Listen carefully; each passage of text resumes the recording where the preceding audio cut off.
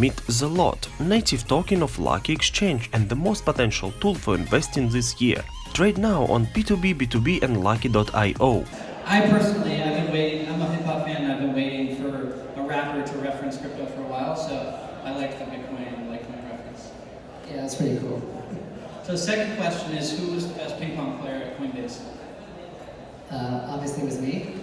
I don't remember that, but okay. So on a more serious note, so I think about 5 years ago at Coinbase, most of us internally were very focused on Bitcoin. And I think Brian even famously tweeted, the focus should be on Bitcoin. All of the other coins at the time are a big distraction.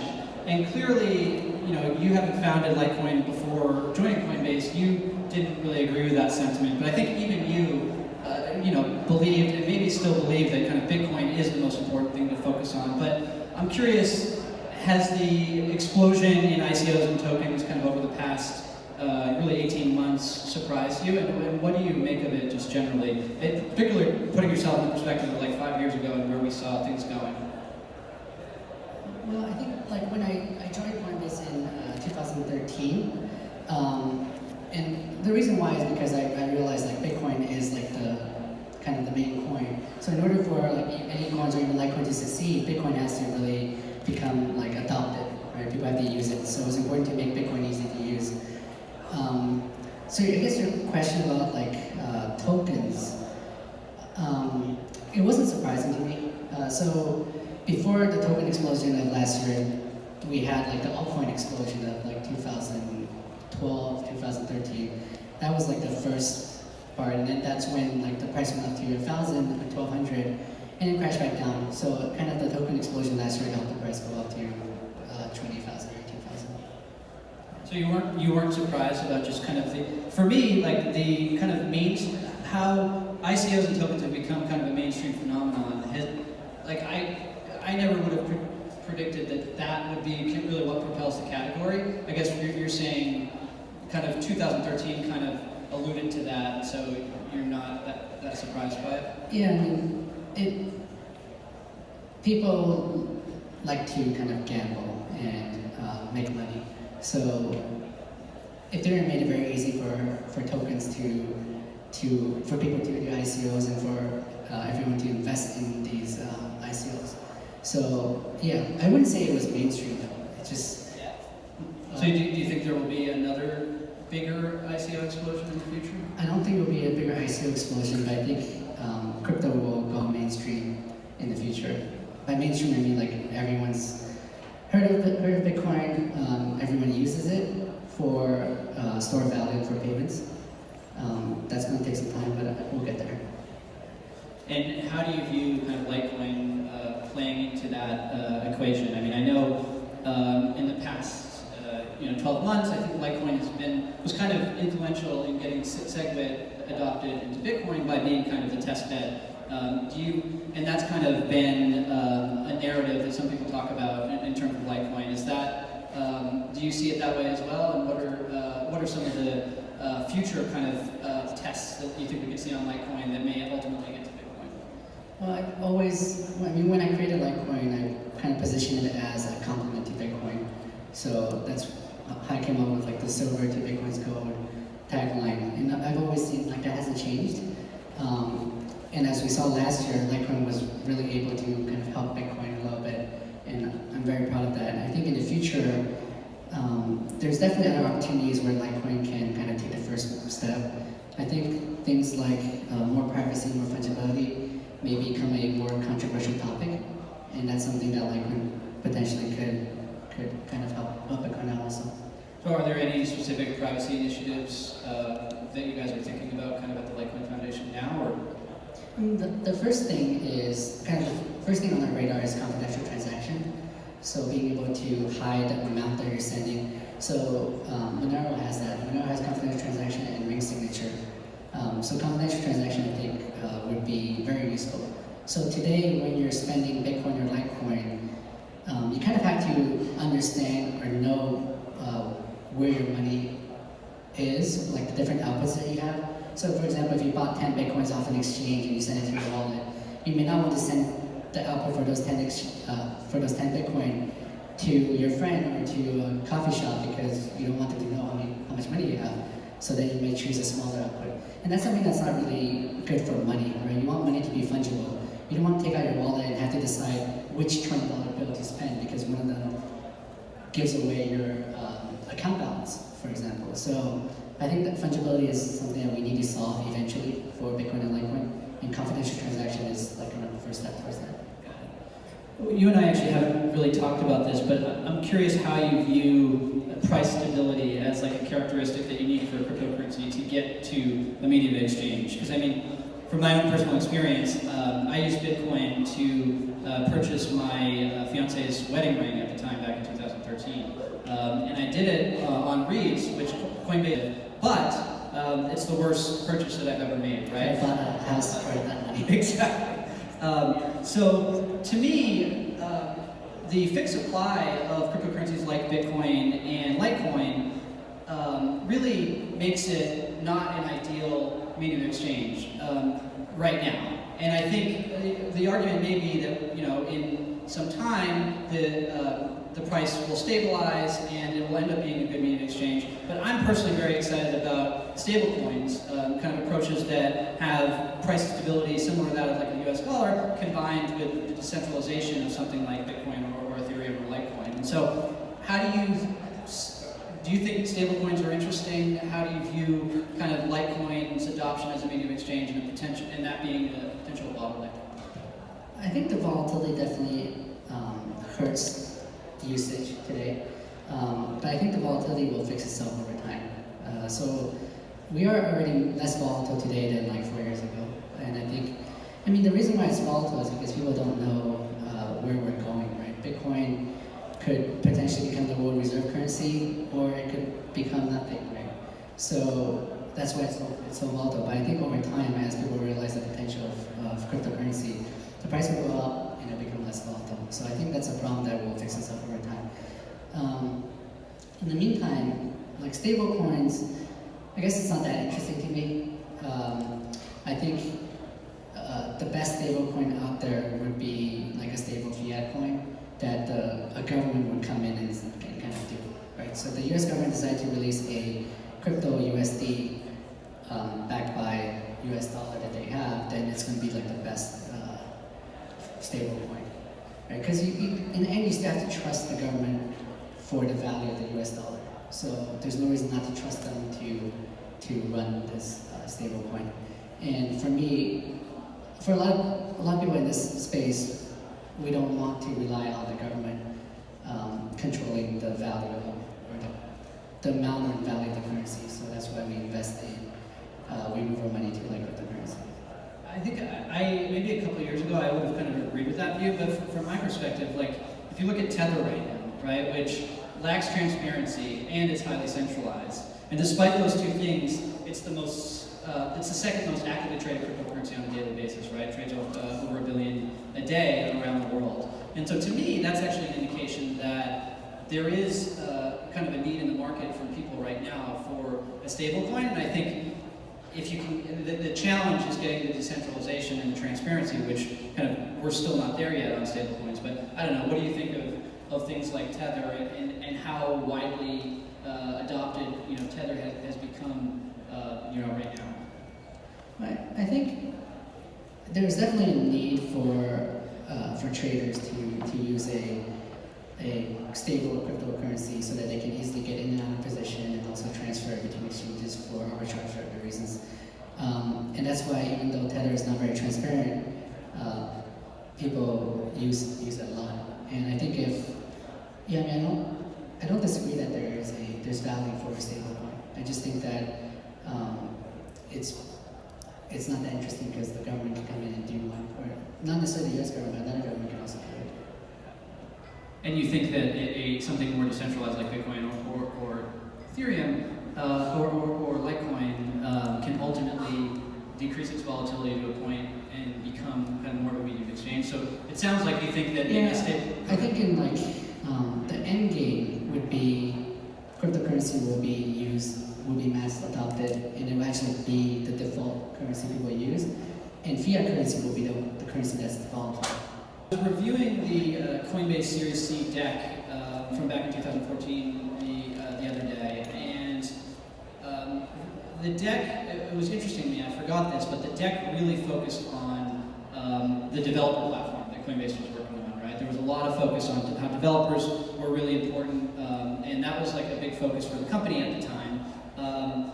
And you know, we raised a $75 million Series C on that, and it never really played out like that for Coinbase, right? I think it's still TBD whether it will over the long term, but it turned out that just you know, crypto as an asset class that people were trading and speculating was you know, a big enough opportunity. And so I'm curious now, like, what your perspective is on kind of developers and developer activity making crypto actually more useful, right? Because from my perspective, and you know, most of what I'm investing in right now with my fund is projects that are building on Ethereum, because I see a lot of developer activity there. But I know you historically haven't been as positive on Ethereum, so I'm curious kind of what your take is on developer activity right now, and how that might be important or not important for the future growth of crypto. I think Coinbase was just early. So we're still in like kind of the speculative phase of cryptocurrency. People are still just buying it, holding it, investing, or speculating in the value of cryptocurrency. They're not really using it. I think one of the reasons why with Bitcoin we haven't seen a lot of third-party developers on it is because we have to solve the scaling problem, right? So now with Lightning, that's people working on Lightning, we're seeing a lot of like Lightning apps being developed, and I think we'll see a lot more of that. And compare that to Ethereum, the reason why I'm not very excited about Ethereum is, in my point of view, Ethereum sacrificed decentralization to get the scale and to get all the activity for people building on the Ethereum chain, doing smart contracts on chain. I think that's a short-sighted approach.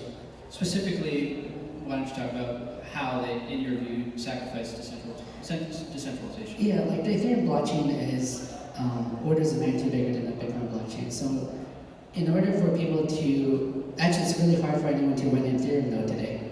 Like if you tried, even like technical person like myself, we have a hard time like keeping Ethereum node up to date. You have to have a really fast computer, you have to make sure it syncs properly.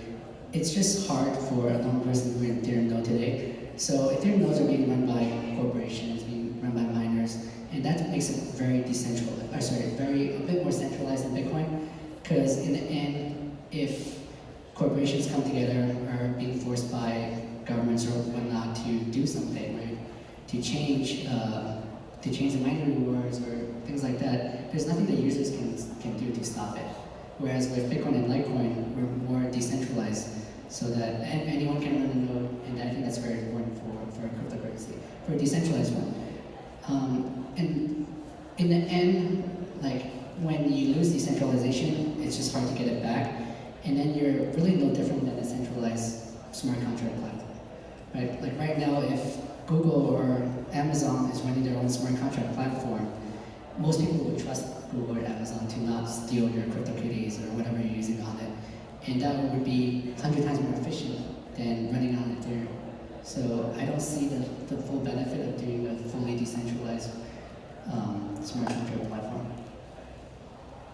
That's interesting. I mean, from my perspective, like, I used to be a Bitcoin maximalist, right? And kind of fully behind decentralization, and decentralization in my mind was binary, right? You're either decentralized or not. I think over time, I've recognized that there's kind of degrees of decentralization, right? And I think while Ethereum, in some respects, is more centralized than Bitcoin or Litecoin, I think it might be the case that to do a developer platform and a smart contract platform, you actually need a bit more centralization, right? And so, like Bitcoin or Litecoin, we're not seeing smart contract-based apps in the wild, right? And Ethereum has things like MakerDAO and Augur that are actually live smart contracts that people are using, right? So how do you just think that is in the end not going to matter because the thing is centralized and someone can shut it down, and that's going to kind of ruin it as a developer platform, or what do you think? I think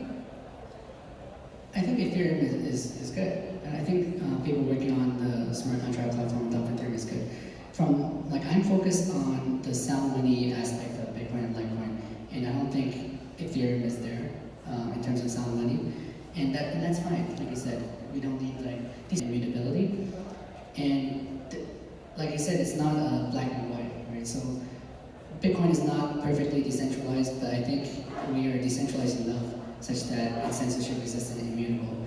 And a platform like Ethereum, I don't think is censorship resistant and immutable like Bitcoin.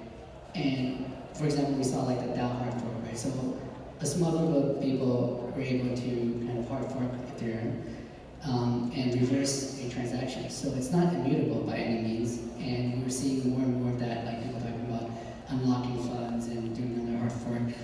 And I think that's fine, but for sound money, I don't think we should ever get to a point where we're taking money away from people. Yeah, so it's just a different focus. Makes sense.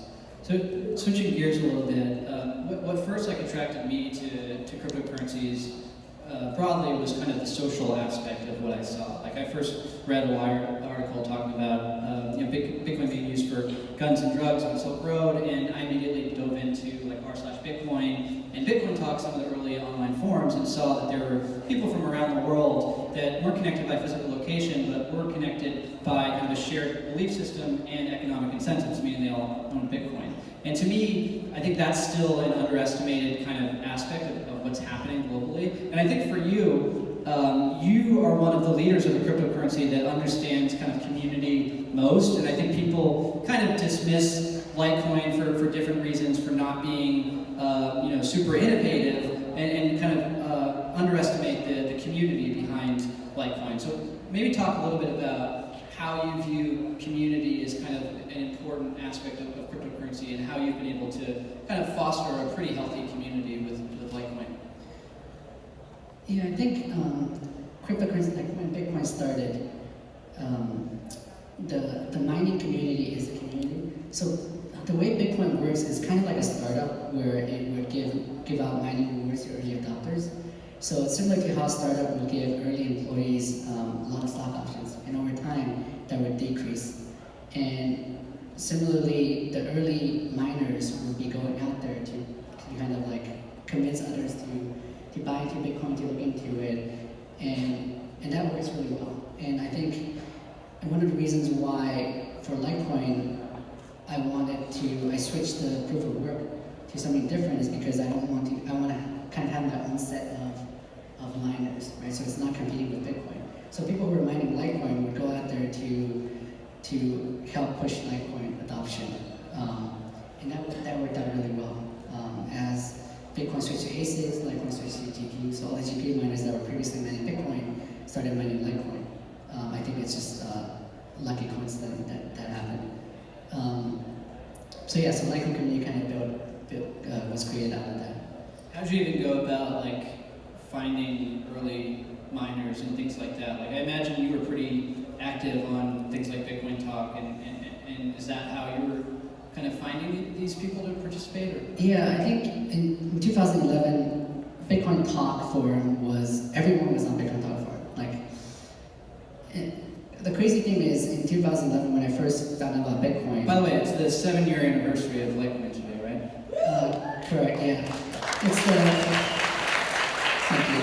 It's the 7-year anniversary of when I created a Litecoin Genesis block. Litecoin was launched a week later, but the Genesis block was created. Saying when I first found out Bitcoin in like April 2011, you can pretty much go onto Bitcoin Talk forum and read everything about Bitcoin that you ever want to know. That's happening around the world. Today, there's no way you can do that, right? You can't follow everything. So back then, Bitcoin Talk was just, everybody was on it and everyone was talking on it. Before I launched Litecoin, there were about a dozen other altcoins, so it wasn't like the second altcoin. So it still had to compete with all these other altcoins. It wasn't simple actually. When I launched Litecoin, there was a lot of haters back then too.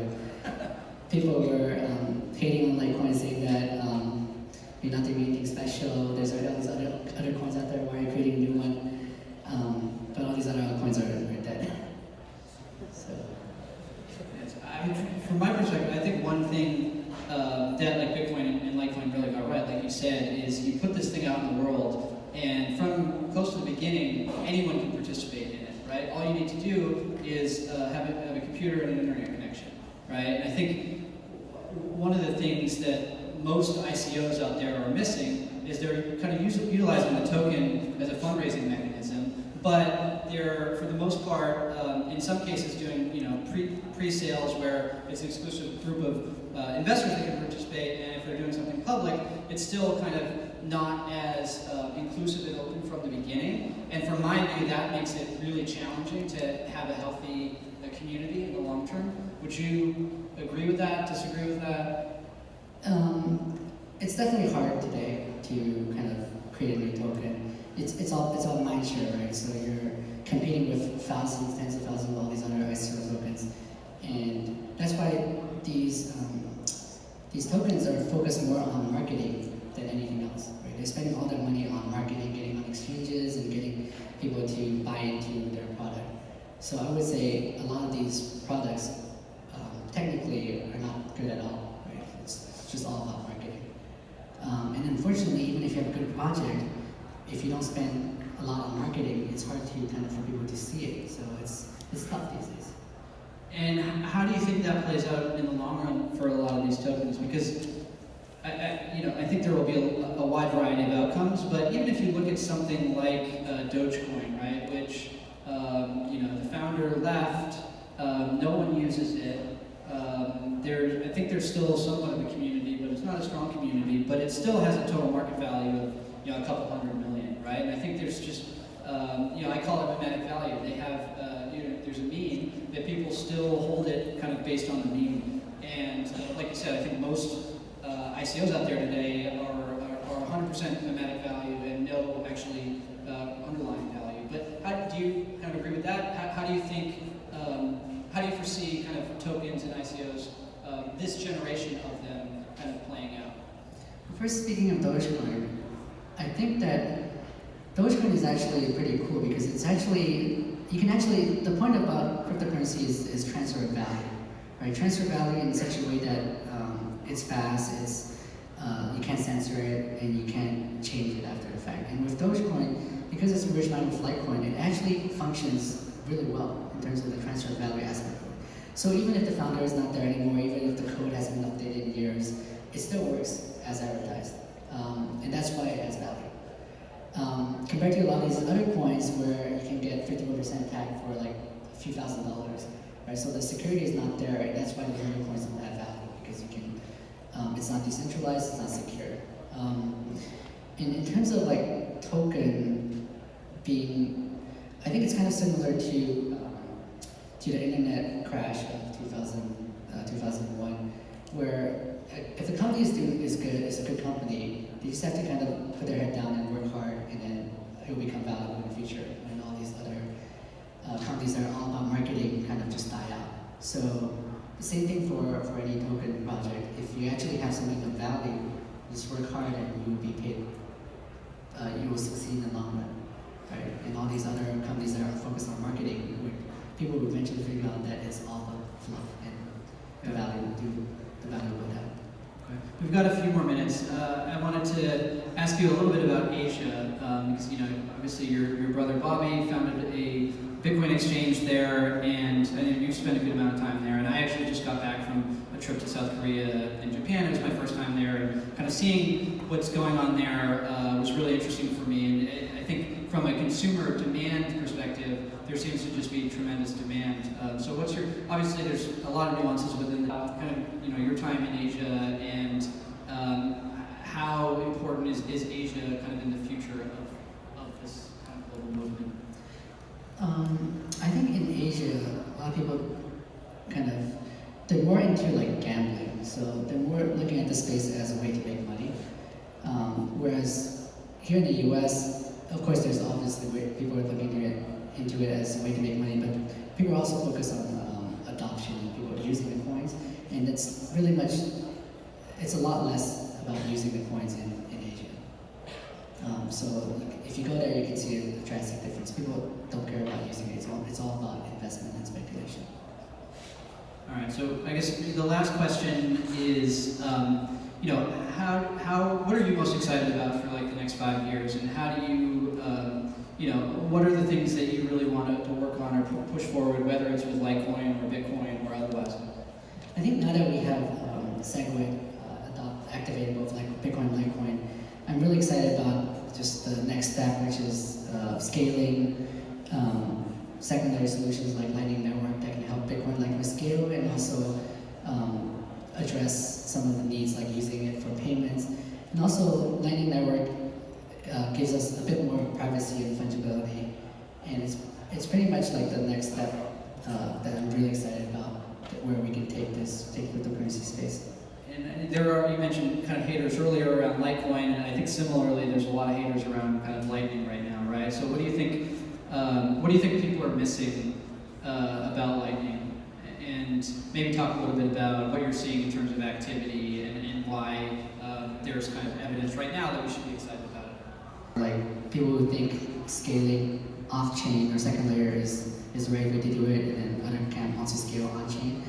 And the scaling on-chain camp definitely has a lot of thought about Lightning. I mean, Lightning is work in progress. There are definitely issues, right? It's not an easy solution. People are working through the different problems it has. But I really believe it's the best way to help Bitcoin Litecoin scale without sacrificing decentralization and security. And I think the sound money properties of Bitcoin and Litecoin is what actually gives it value. And if you sacrifice that just for a short bump in transaction throughput, you're kind of it's kind of silly in my point of view. You're building PayPal 2.0, and before you know it, it's going to be centralized and controlled by corporations and the government, and it's not really the money that I want to build. All right, with that, thanks very much, Charlie. Appreciate it. Thank you.